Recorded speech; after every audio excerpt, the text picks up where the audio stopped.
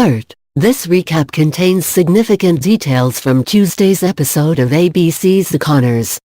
Darlene and her aunt, Jackie, are having very different boyfriend issues in Tuesday's episode of The Conners.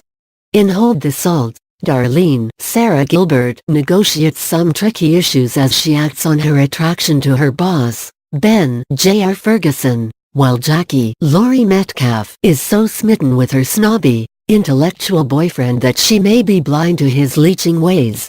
The episode features big-name guest appearances by Matthew Broderick and Juliette Lewis.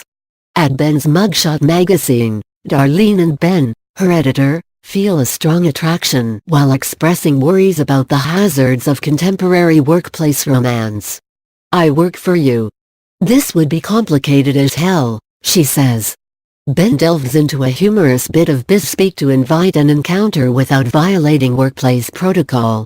"As your employer, I cannot have you feel uncomfortable or pressured in any way," he explains, before offering a novel solution. "So, you're going to have to make a move on me." Darlene eventually complies, using a request for a stapler to jump on his desk and into a romantic embrace. When her sister, Becky Lizzie Goranson, later suspects the two had sex, Darlene responds, "All I did was borrow his stapler and then thank him twice on his desk."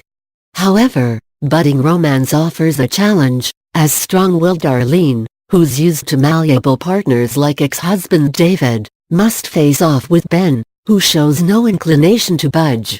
When Darlene arrives at Ben's apartment for a romantic dinner, the small talk is all Connor. "You look beautiful," Ben says. Darlene responds, "I already slept with you. So, let's just be cool." The mood quickly unravels after Ben insists that a reluctant Darlene remove her shoes. She tries to substitute white wine for his preferred red, and he resists her attempt to add salt as she stirs the paella. Eventually, Darlene puts her shoes back on and leaves. It looks like this romance may be over, until Darlene gets advice from the most unlikely source, David's hippy-dippy girlfriend, Juliette Lewis. "Giving up control can make people happier," she explains. Back at the office, Ben explains the challenge to Darlene. "I'm used to being the only alpha in a relationship," he says. "Me, too," she replies.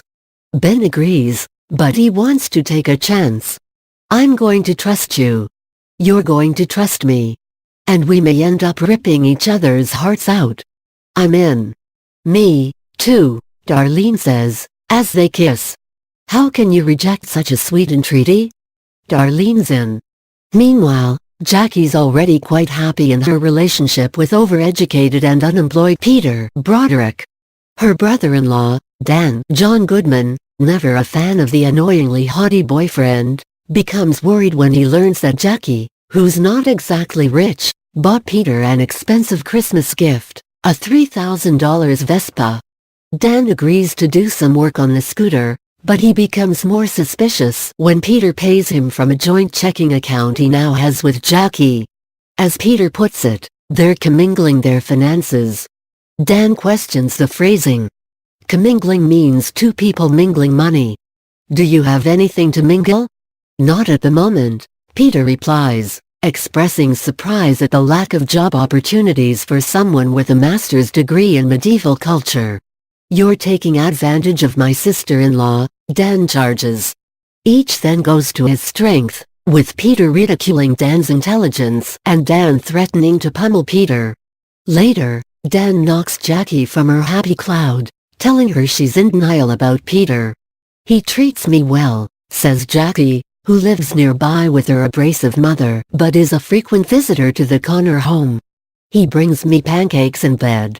"I don't think you understand how much pancakes cost," Dan replies drily, adding that he's only trying to fill the supportive role once held by his late wife and Jackie's sister, Roseanne. Initially, Jackie, offering some odd logic, is angry. "Roseanne would have come to me first and tried to break down my self-esteem until I broke up with him. And you did not show me the same respect." The pair then make up in a sweet, tough love moment, with Dan saying he doesn't want Jackie to get hurt. She accepts his explanation, but issues a chilling nuclear warning: if you ever do something like this again, I will move in here and, so help me, I will bring Mom with me.